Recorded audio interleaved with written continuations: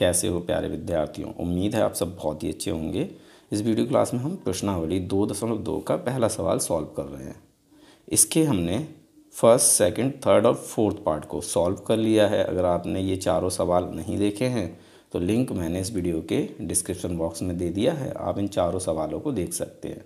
इस video class में हम फिफ्थ और सिक्स्थ पार्ट को सॉल्व करेंगे। हमें क्या करना है भाई, शून्य ज्ञात करना है और शून्य को तथा गुणांकों के बीच जो संबंध होते हैं उनकी सत्यता की जांच करनी है। तो चलिए सॉल्व करते हैं। फिफ्थ पार्ट में आपको वो पद दिया है t² - 15। इसके हमें शून्य ज्ञात करने हैं और शून्य ज्ञात करने के बाद हमें शून्य को और गुणांकों के बीच जो संबंध होते हैं उनकी सत्यता की भी जांच करनी है। ठीक है, तो सबसे पहले हम शून्य ज्ञात कर लेते हैं। तो भाई t² - 15 बराबर होगा 0 के। तो यहाँ से हमें t की वैल्यू मिल जाएगी। ठीक है, जो भी t की वैल्यू हमें मिलेगी वही क्या होंगे, आपके इस बहुपद के शून्य। ठीक है, तो भाई t² बराबर हमें क्या मिलेगा, -15 को इधर लेकर आएंगे, ये हो जाएगा +15। ठीक है, और यहाँ से हमें t मिलेगा, स्क्वायर हटाएंगे तो यहाँ जो भी संख्या है वो किस में आ जाएगी भाई, रूट के अंदर आ जाएगी। और किसी भी धनात्मक पूर्णांक का वर्गमूल धनात्मक और ऋणात्मक यानी प्लस में और माइनस में दोनों में ही होता है। ठीक है, तो यहाँ से हमें t के दो मान मिल जाते हैं।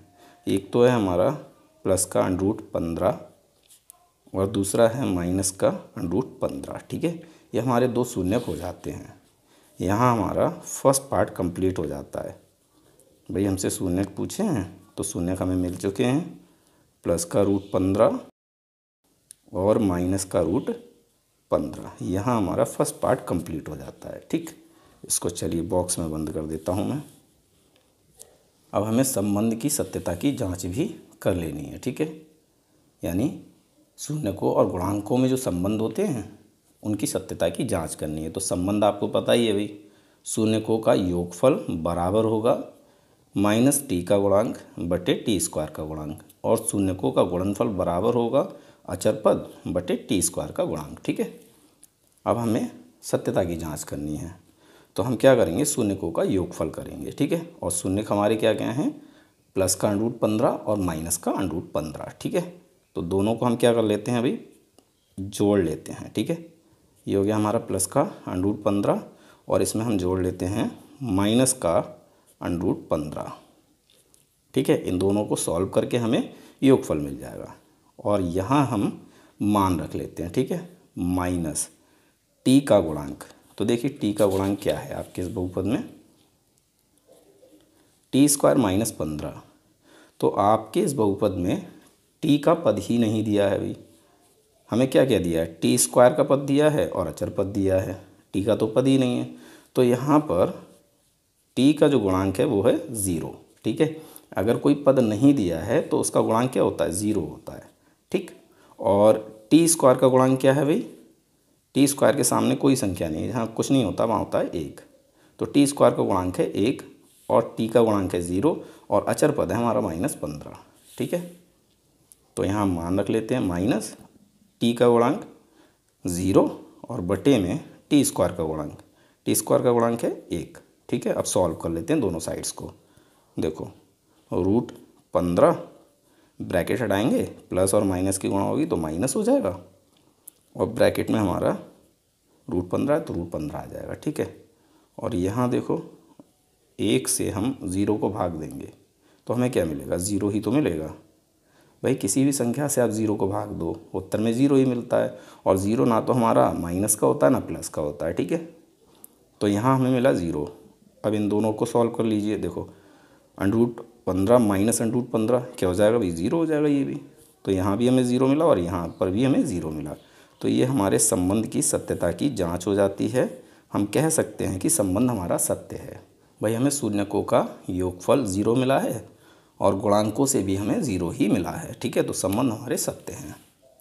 अब हम शून्यकों का गुणनफल बराबर अचर पद बटे t² का गुणांक, ठीक है, इस संबंध की सत्यता की जांच कर लेते हैं। तो शून्यकों का गुणनफल, शून्यक है हमारे √15 गुणा कर लेंगे -√15 से, यानी दोनों शून्यकों की हम यहाँ गुणा कर लेते हैं। ठीक है, और यहाँ हम मान रख लेते हैं, अचर पद है हमारा -15। ठीक है, और t² का गुणांक है 1। सॉल्व कर लीजिए।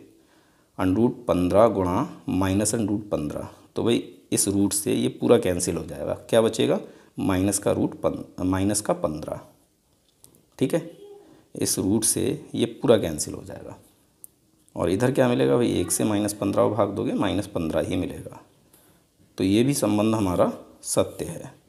शून्यकों का गुणनफल -15 है और इधर हमें गुणांकों से भी -15 मिला है। तो यहाँ हमारा उत्तर कंप्लीट हो जाता है, ठीक है।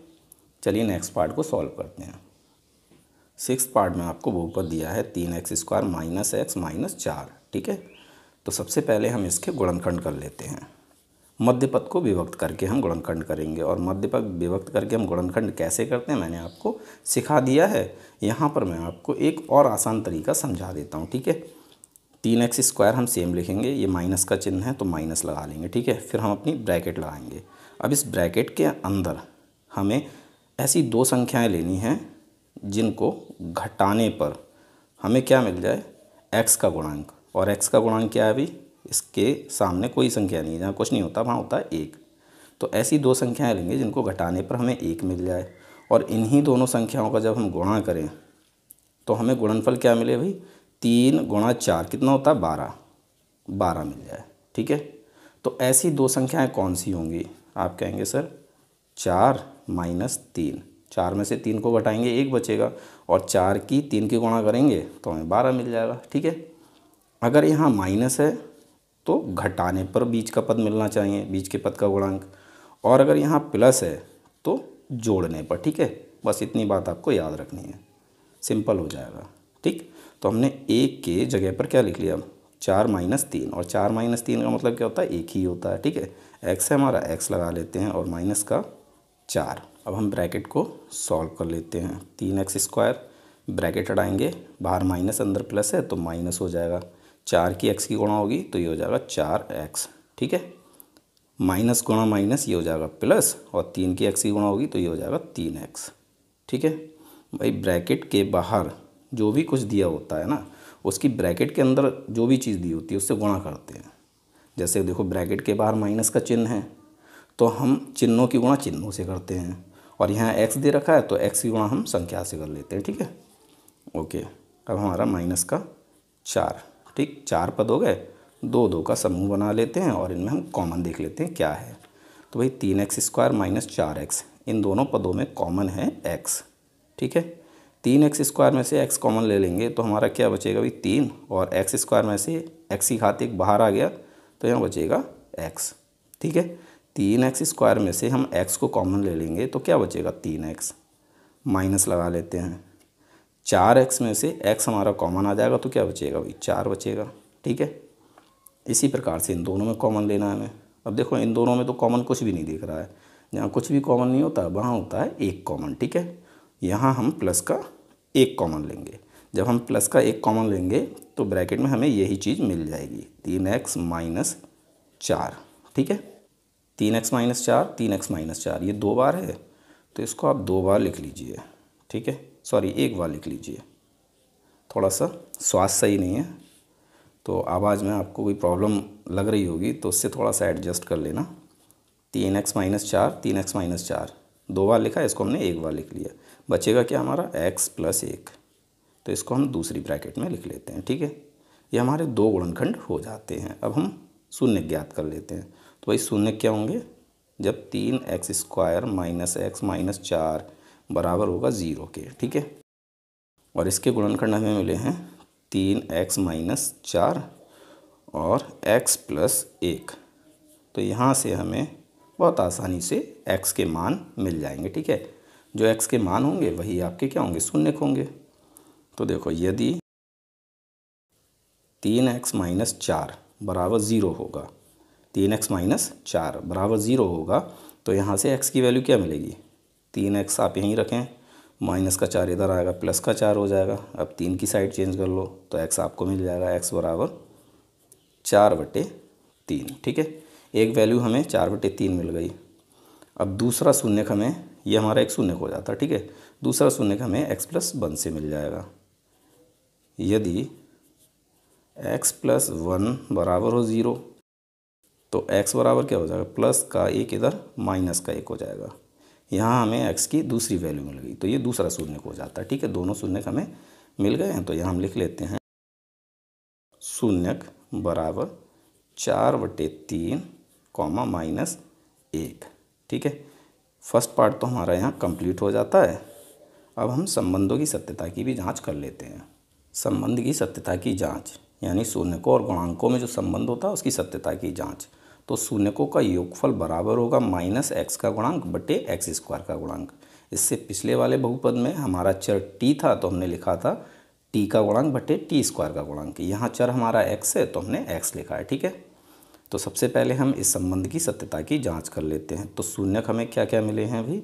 शून्यक हमें मिले हैं -1 और 4/3। तो इन दोनों को हम जोड़ लेते हैं, -1 + 4/3। ठीक है, और अब हम यहाँ पर मान रख लेते हैं -x का गुणांक। तो देखो x का गुणांक आपका क्या है? x के आगे कोई संख्या नहीं है, तो यहाँ क्या है भाई? माइनस का 1 है ना। 1 के सामने माइनस है तो माइनस का 1, और x² का गुणांक 3 है, अचर पद -4 है। ठीक है, यहाँ चिन्हों सहित लेने हैं आपको। तो x का गुणांक क्या है भाई? -1, और बटे में x² का गुणांक 3। ठीक है, सॉल्व कर लेते हैं। 3 एकम 3 माइनस का, प्लस का 4 और बटे में आ जाएगा 3, और यहाँ क्या मिलेगा? ब्रैकेट हटाएंगे, माइनस गुणा माइनस, प्लस का 1 बटे में 3। ठीक है, एक संख्या हमारी माइनस की है, दूसरी संख्या प्लस की है, आपस में घट जाएगा। 4 में से 3 घटा देंगे, 1 बचेगा, और बटे में हमारा 3। तो शून्यकों का योगफल हमें 1/3 मिला, और गुणांकों से भी हमें 1/3 मिला है। तो संबंध हमारे कैसे हैं? सत्य हैं। ठीक है, अब हम शून्यकों का गुणनफल बराबर अचरपद बटे x² का गुणांक, इस संबंध की जांच कर लेते हैं। तो भाई शून्यक हमारा एक है -1 गुणा दूसरा है 4/3, और इधर बराबर अचरपद है हमारा भाई -4 और बटे में x² का गुणांक यानी 3। ठीक है, -1 गुणा 4 तो ये -4 हो जाएगा। ठीक है, और बटे में आ जाएगा हमारा 3 बराबर, यहाँ हमें क्या मिला? -4/3। तो यहाँ पर भी हमें दोनों साइड्स बराबर मिल गई हैं, तो ये भी संबंध हमारा सत्य है। शून्यकों का गुणनफल -4/3 मिला है, और यहाँ गुणांकों से भी हमें -4/3 मिला है। तो यहाँ हमारा आंसर कंप्लीट हो जाता है। उम्मीद है सवाल आपको समझ में आ गया होगा। मिलते हैं अपने अगले वीडियो क्लास में।